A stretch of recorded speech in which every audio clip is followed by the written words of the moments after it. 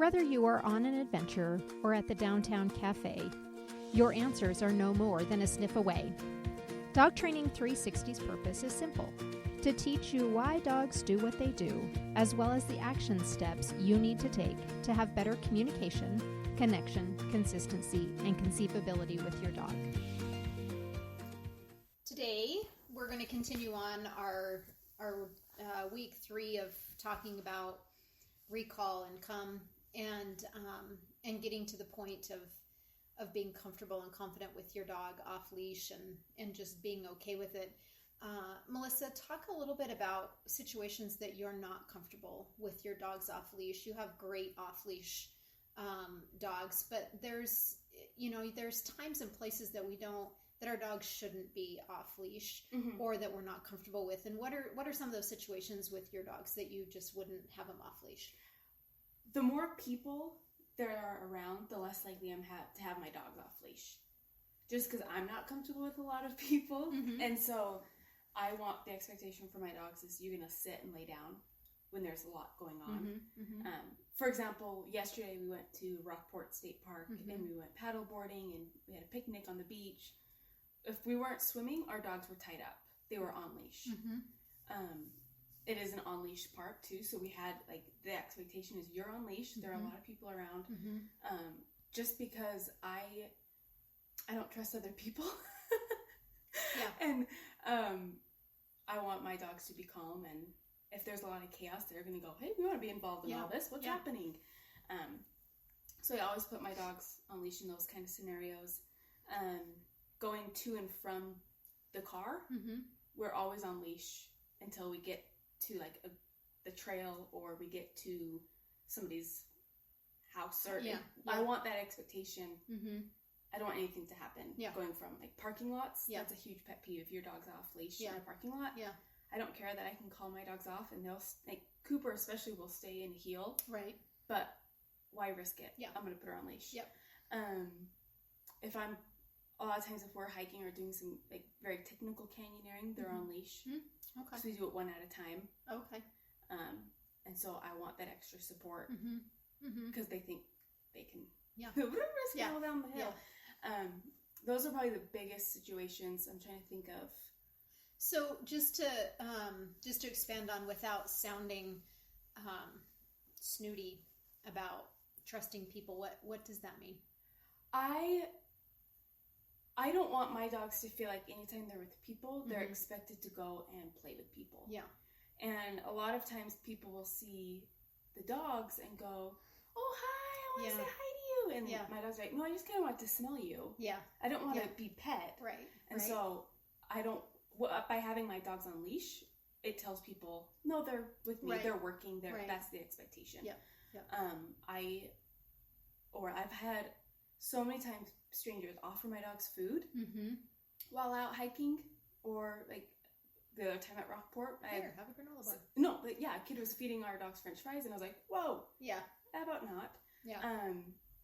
And I've had throw balls at my dogs, mm-hmm. and my dogs are like, well, okay, we know this game. Sure. Yeah. And so it's not that I think people are going to do anything malicious or anything like that. Yeah. I just want my dogs to not feel like they have to be in that chaos, and they're with me. Yeah. Even though we're surrounded by people, we're a pack. Yep. We're just amongst other stuff. Right, right. And they know when they go off leash that they can go out and play with people and do whatever they want. Yep. Yeah, for sure. Shannon, is there times that that the leash is always a part of the equation with your pack versus times that the leash wouldn't be a part of it? Most of the time my dogs are on leash, even if we go hiking, and that because I try to respect the rules of places that I go. Mm-hmm. And most places where we live, your dog, the law is that they should be on leash. Yeah. So, I'm not a super, super avid at hiking mm-hmm. all the time anyway, Yeah. We go on just walks in our neighborhood, mm-hmm. And I'm just have the experience of walking other people's dogs in the neighborhood. Yep. It bothers me when people's dogs run up, and so I since I want people to respect me that way, I try to respect other people that way by keeping my dog on the leash all the time, because people don't know your dog. my dogs in particular, people love Louis and they're afraid of Dutch. Right. And so I don't like, Dutch running up to people, as she scares them because of the way she looks, not because of her behavior, because she's not at all aggressive or forward, or rude for the most part as a dog, but people are just afraid of her.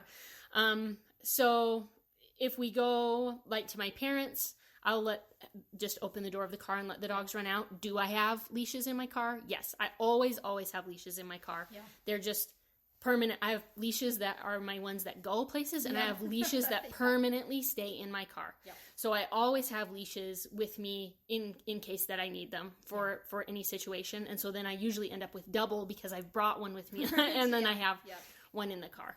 Yeah. So, I mean, there are times when we, run and get in the car without our leash on, or run from the car into the house, or we have gone hiking without leash. When we go herding, Dutch is not on the leash. Yep. So, but I still have the control over what she's doing, to where I feel comfortable to not have her be on. So yes and no. Yeah. Like, you can have times when you don't have a leash, but you have to be confident that you're in control of the dog to the degree that you do have a leash on. I think when you're choosing not to use it. Yep, I agree.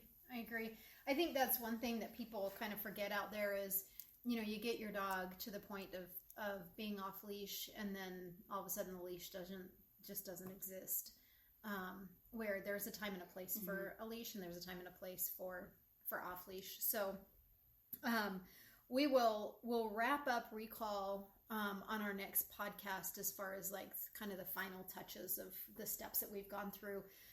We've talked about connection and the dog being on the leash and attached to us, where they're following, they want to be with us, whatever we're doing, and then out wandering in, parks and changing directions. Anytime they want to go ahead of you or lead the way, you change directions, and we've talked about that.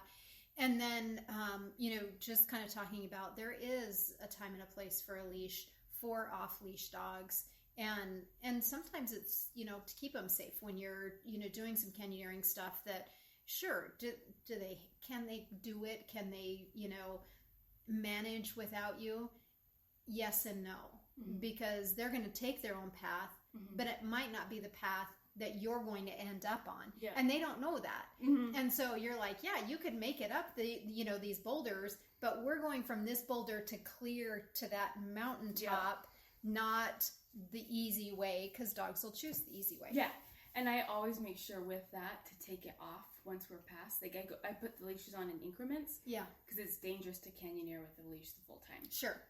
So I after I said that, I was like, I should verify, clarify that, like, have the leashes are on if we're going slow, we're running out of time, we move. Yeah. And then the leashes are off. Yeah. So they can choose their own path. Right. But they always try to go the wrong way. Oh, for sure, because they know the easy way. Yeah. Right. It may not be easy for us, but they know the easy way, right? Yeah. Melissa, what are some things when you transition to putting them on leash to taking them off leash?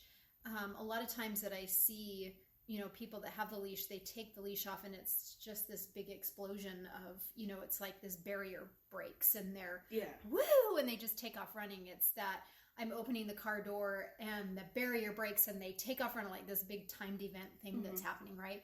So how do you help your dogs transition to the leash on, the leash off type of scenarios where it's not this big break loose and go and have just a heyday because the leash isn't on? Yeah, and I that's something I worked a lot, like my husband and I worked a lot on, because I hate that. Yeah. Because it's so dangerous when you take that off and they just zoom. So for when they're when they're taking their leashes off, they have to be sitting or down. I'll take them and then I make them walk with me. So they have to be. So we have a heel command and then there's a with me command. I want to be able to touch you if I reach.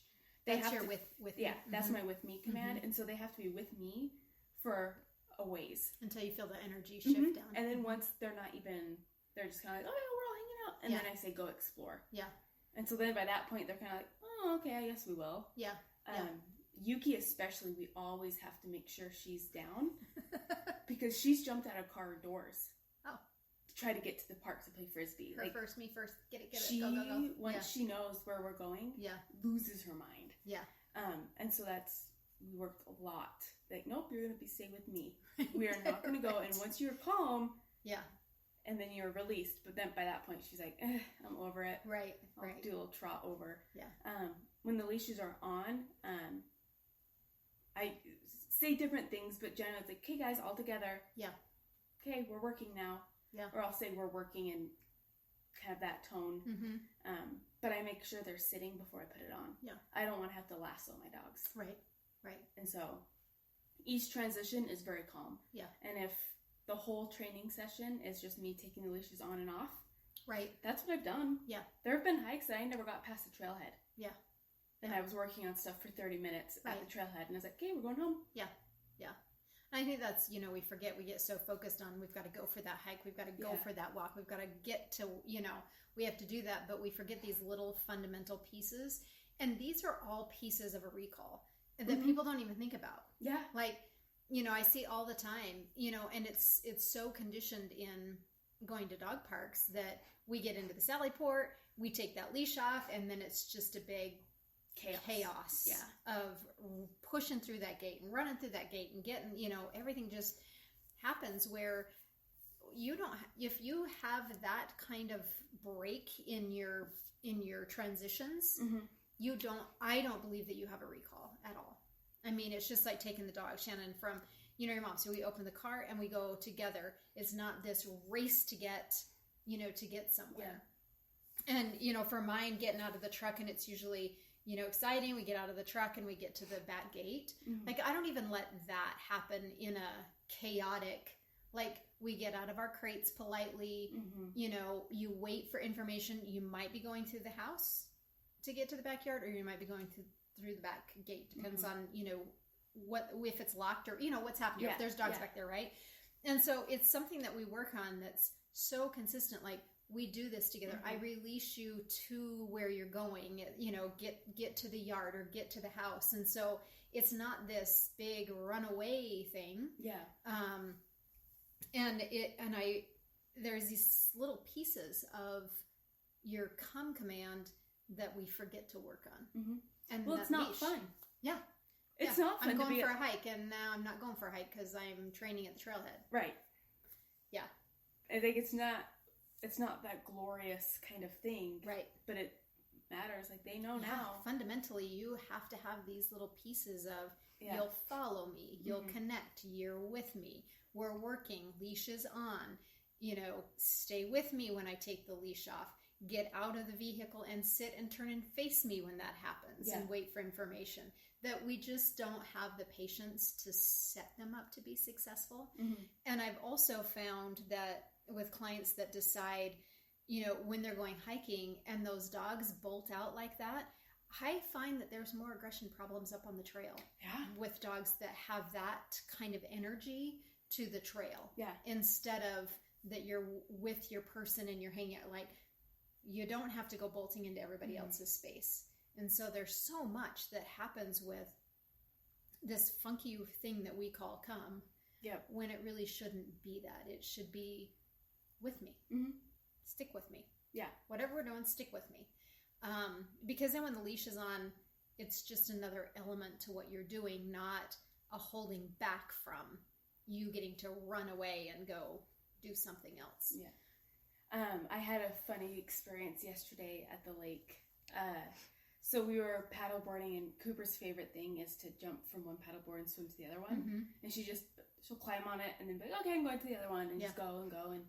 And we were all playing and hanging out, and then this other camp was kayaking, and they came by and their dog jumped off the kayak and started hanging out with us. Oh, fun. He climbed on my board like, hey, what are you doing? This big lab. And I was like, I can't fit 5 dogs on this board. Right. But he wouldn't come to her. Uh-huh. Would not. She was hollering, she was getting mad, and she was yelling, and he's just like, no, I'm not going. Yeah. And I was like, hey, turn around and start. And she was kind of by the beach at that point, and like, start throwing rocks in the lake. Just ignore him. Start throwing rocks in the lake. And so she started. She's like, fine. Who are you? I don't know. Yeah. So she's throwing rocks, and her dog like stops and looks at her, And like Saunders over to see what she's doing, and then they played, and then Yeah. the dog started chasing the rocks, and she was laughing, and Yeah.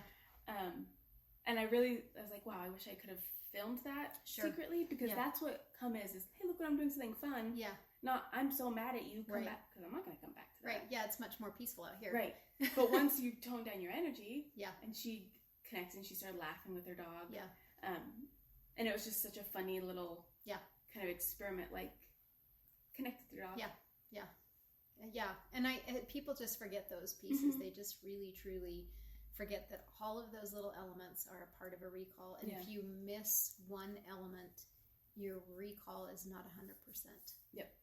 And so it's I think they're ready to be off leash. And, there's a time and a place for mine that they can be off leash. They're still puppies. They're still just in this crazy puppy stage that Mm-hmm. most of the time they're not off leash. But I'm not going to set them up to fail and just go, whoa, let's see where you're at. Right.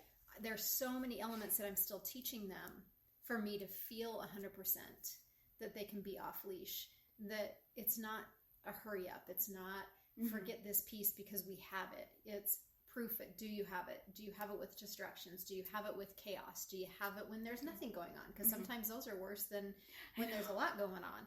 And so, really don't forget the little pieces to overall come, and don't rush anything. And there's a lifetime with your dog. Mm-hmm. And that lifetime won't be a lifetime if you skip steps and don't have a recall. Right.